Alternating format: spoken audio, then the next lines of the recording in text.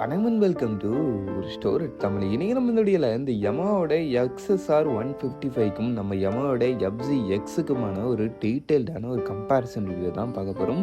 அதனால் வீடியோக்குள்ளே பார்த்து முன்னாடி சின்ன சேனல் சப்ஸ்கிரைப் பண்ணேன் ஒரு செகண்ட்ஸ் பண்ணி தட்டி விட்டிங்கன்னா அது மாதிரி சூப்பர் போடியான மொபைல் கண்டென்ட்ஸ் உங்களை தேடி வந்துக்கிட்டே இருக்கும். சரி வாங்க இப்போ நம்ம அதிகமாக வருஷமாக வீடியோக்குள்ளே போகலாம். சரி ஓகே, இப்போ நம்ம ஃபஸ்ட்டாக பார்க்க போகிறது இந்த ரெண்டு வெஹிக்கிளுடைய அந்த ஒரு டிசைன் கம்பேரிசன். நம்ம இங்கே டிசைன் வைஸ் பொறுத்தளவுக்கு நம்ம யமாவோட எக்ஸ்எஸ்ஆர் 155 வந்து உங்களுக்கு நல்ல ஒரு கிளாசிக் லுக்கிங்கான அந்த ஒரு ரெட்ரோ ஓரியன்ட் இந்த ஒரு கெஃபே ரேசர் ஸ்டைலிங்கில் உங்களுக்கு அந்த ஒரு வெஹிக்கிளை பண்ணியிருக்காங்க. நெக்ஸ்ட் நம்ம எஃப்ஜி எக்ஸ் பொறுத்தளவுக்குன்னு பார்த்தீங்கன்னா இதுவுமே ஆல்மோஸ்ட் அந்த ஒரு கிளாசிக் அண்ட் ரெட்ரோ ஓரியன்ட் அதை மாதிரி ஒரு டோனை சேர்ந்த ஒரு வெஹிக்கிளாக தான் உங்களுக்கு இந்த ஒரு வெஹிக்கிளையும் ஆஃபர் பண்ணுறாங்க. சொல்லப்போனால் ஸ்லைட்லி இது வந்து அந்த ஒரு க்ரூசர் டோன்லேயே இருக்குதுன்னே நம்ம இந்த ஒரு வெஹிக்கிளோட டிசைன்ன்றதை எடுத்துக்கலாம். ஓவராலாக ரெண்டு பேருமே அந்த ஒரு கிளாசிக் ஸ்டைலிங் தான். பட் இன்னொன்று நம்ம யமாவோட எக்ஸ்எஸ்ஆர் 155 வந்து ஸ்லைட் பிட் கொஞ்சம் நல்ல ஒரு அட்வான்ஸான ஒரு டோனில் இருக்கும் நம்ம யமாவோட எஃப்ஜி எக்ஸை விட. ஏன்னா வச்சிங்களேன் உங்களுக்கு இந்த எக்ஸ்எஸ்ஆர் 155லன்னு பார்த்தோம்னா ஃப்ரண்ட்டில் கொடுத்துருக்க அந்த ஒரு மெயின் ஹெட்லைட் சரி உங்களுக்கு இதில் கொடுக்குறத விட ஒரு பெஸ்ட்டான ஒரு ரேஞ்சில் இருக்கும். பார்க்குறதுக்கும் சரி விசிபிலிட்டி சரியும் சரி. அதில் உங்களுக்கு சஸ்பென்ஷன் செட்டப்லாம் பார்த்தோன்னா உங்களுக்கு எஃப்ஜி எக்ஸில் ஒரு நார்மலான ஒரு டெலஸ்கோபிக் ஃபோர்க் சஸ்பென்ஷன் அண்ட் நார்மலான ஒரு மோனோஷாக் சஸ்பென்ஷன் தான். பட் ஆனால் இந்த இடத்துல உங்களுக்கு கொடுத்துருக்கிறது டெல்டா பாக்ஸ் ஃப்ரேமோட ஒரு upside down focus suspension with linked in monoshock சஸ்பென்ஷன்ன்றதுனால இந்த இடத்துல அதை மாதிரி ஒரு சில விஷயங்கள் இந்த வெஹிக்கிளோட ஓவரால் ஸ்ட்ரக்சர் அண்ட் டிசைனை ஒரு பெஸ்ட்டான ரேஞ்சில் வச்சுட்டு இருக்கு.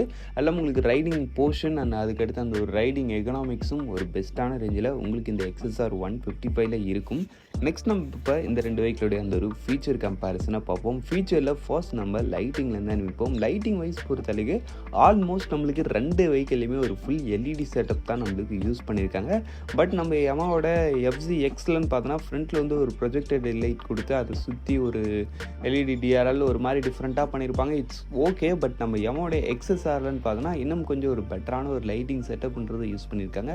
ஆன் ரோட்டில் பார்க்குறதுக்கு நல்ல ஒரு சூப்பரான ஒரு ரேஞ்சிலே இருக்குதுன்றப்ப எல்இடி லைட்டிங்லன்னு வரும்போது ரெண்டு பேரும் சிமிலர் தான். பட் பெஸ்ட்டுன்னு அந்தளவுக்குலாம் யாரும் சொல்ல முடியாது. நெக்ஸ்ட் நம்ம இன்ஸ்ட்ருமெண்ட் கிளஸ்டர் பற்றி பேசணும்னு பார்த்தோன்னா வச்சிங்கன்னா ரெண்டு வெஹிக்கிளோட ஸ்டாண்டர்ட் மாடல் வரைங்கிறப்ப ரெண்டுத்துலேயும் சிமிலர் லெவலான ஃபீச்சர்ஸ் தான். ரெண்டுத்துலேயும் ஒரு ஃபுல்லி டிஜிட்டல் இன்ஸ்ட்ருமெண்ட் கிளஸ்டர் நம்ம யமா எக்ஸ்எஸ்ஆரில் ஒரு ரவுண்ட் ஷேப்பில் கொடுத்து அதில் gear portion indicator vehicle RPM meter a tachometer அது மாதிரி ஒரு சில விஷயங்கள் ப்ளஸ் மொபைல் ஃபோன் கனெக்டிவிட்டி அது எப்படின்னா கால் அண்ட் எஸ்எம்எஸ் நோட்டிஃபிகேஷன் மட்டும் காமிக்கும். அது மாதிரி லெவலான ஃபீச்சர்ஸோடு எடுத்து வந்துருவாங்க. அதே மாதிரி தான் நம்ம யமாவோட எஃப்ஜி எக்ஸ் ஸ்டாண்டர்ட் மாடலையும் இதுலேயும் ஒரு நார்மலாக instrument cluster mobile phone connectivity கொடுத்துருப்பாங்க. Just call and SMS notification காமிக்கிற மாதிரி. பட் ஆனால் இன்னொரு விஷயம் நீங்கள் கவனிக்க வேண்டியிருக்குன்னா இந்த எஃப்ஜி எக்ஸ்லன்னு பார்த்தோன்னா ஹைப்ரிட்ன்ற ஒரு வேரியன்ட் இருக்குது. இந்த ஒரு வேரியன்ட் போகிறீங்கிறப்ப இதில் வந்து உங்களுக்கு ஒரு TFT type full digital instrument cluster அதில் mobile phone connectivity GPS navigation மாதிரி ஃபீச்சர் விஷயத்தில் பெஸ்ட் இன் கிளாஸான ரேஞ்சில் லோட் பண்ணியிருப்பாங்க. அப்படின்றப்ப ஃபீச்சர்ஸ்னு வரும்போது நிச்சயமாக நீங்கள் இந்த யமாவோட எஃப்ஜி ஹைப்ரிட் வேரியன்ட் வரீங்கிறப்ப ரிலி ஒரு சூப்பரான ஒரு ரேஞ்ச் ஆஃப் ஃபீச்சர்ஸ் இந்த ஒரு வெஹிக்கிள் கிட்ட இருக்குது. எல்லாமே அந்த ஒரு ஹைப்ரிடையும் நீங்கள் ஃபீச்சர்ஸ்லேயும் கூட சேர்த்துக்கலாம். பட் இருந்தாலும் இப்போ நம்ம இந்த வெஹிக்கிளுடைய என்ஜின் கம்பேரிசன்ன்றதை டீட்டெயில்டாக பார்ப்போம். அதில் நம்ம அந்த விஷயத்தை தெரிஞ்சுக்கலாம். சரி ஓகே, இன்ஜின் வைஸ் பொறுத்தளவுக்கு ஃபர்ஸ்ட் நம்ம இந்த யமாவோட எக்ஸ்எஸ்ஆர் 155 பார்த்துருவோம். இதில் உங்களுக்கு யூஸ் பண்ணிக்கிறதுன்னு பார்த்தோன்னா சேம் நம்ம யமாவோட MT-15 அண்ட் R15 யூஸ் பண்ணியிருக்கேன். அதே 155cc சிங்கிள் சிலிண்டர் 4 ஸ்ட்ரோக் 4 வால்வுக்கான liquid cooled engine with 6 speed gear box and slipper and resistance clutch. இது இன்ஜின் வைஸ் பொறுத்தளவுக்கு இருக்கிறதுலே ஒன் ஆஃப் த பெஸ்ட்டான ஒரு 155cc இன்ஜின் தான் இதில் உங்களுக்கு யூஸ் பண்ணியிருக்காங்க. ஏன்னா R15 இன்ஜின்றப்போ உங்களுக்கு பவரும் கொடுக்கும். அட் த சேம் டைமில் மைலேஜும் நீங்கள் எடுக்கலாம். ரிஃபைன்மெண்ட்டும் அண்ட் ஸ்மூத்னஸும் இந்த ஒரு வெஹிக்கிளில் பெஸ்ட்டாகவே இருக்கும். பவர் ஃபிகர் வைஸ் பொறுத்தளவுக்கு 18.1 bhp ஆஃப் பவரும் 14.2 Nm ஆஃப் டார்க்கும் ப்ரொடியூஸ் பண்ணுறது. டாப் ஸ்பீட் வைஸ் பொறுத்தளவுக்குன்னு பார்த்தீங்கன்னா அரௌண்ட் ஒரு 130 km/h வரைக்கும் ரீச் பண்ணுற மாதிரி சொல்கிறாங்க. பட் அதுக்கு மேலேயும் வெஹிக்கிளால் போக முடியுது. மைலேஜ் பொறுத்தளவுக்கு பர் லிட்டருக்கு 46 வரைக்கும் சொல்கிறாங்க.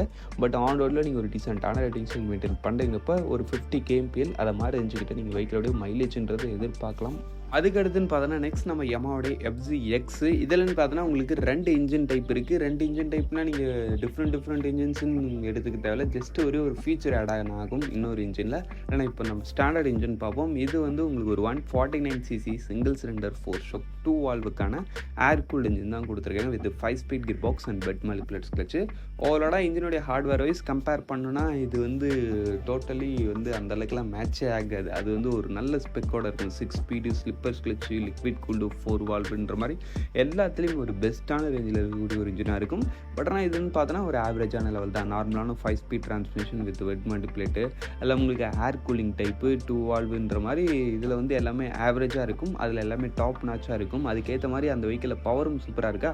இதில் வந்து பவரும் ஒரு ஆவரேஜான லெவல் தான். 12.2 bhp அண்ட் 13.3 நியூட்டன் மீட்டர் சாஃப்டாக இருக்குது. பவர் ஃபிகர்ஸ்ன்னு கம்பேர் பண்ணுறப்ப இந்த இடத்துல கம்பேரிசனே இல்லை. க்ளீனாக நீங்கள் எடுத்துக்கலாம், யோசிக்கலாம். நிச்சயமாக எக்ஸ்எஸ்ஆர் தான் ஒரு பெஸ்ட்டான பவரோடு இருக்குது. அது இல்லாமல் மைலேஜ்னு வரும்போதுன்னு பார்த்தோன்னா இந்த இடத்துல வந்து நார்மல் இன்ஜினே உங்களுக்கு 51 kmpl அது மாதிரி ரேஞ்சுக்கிட்ட 50 kmpl வரைக்கும் தரும்.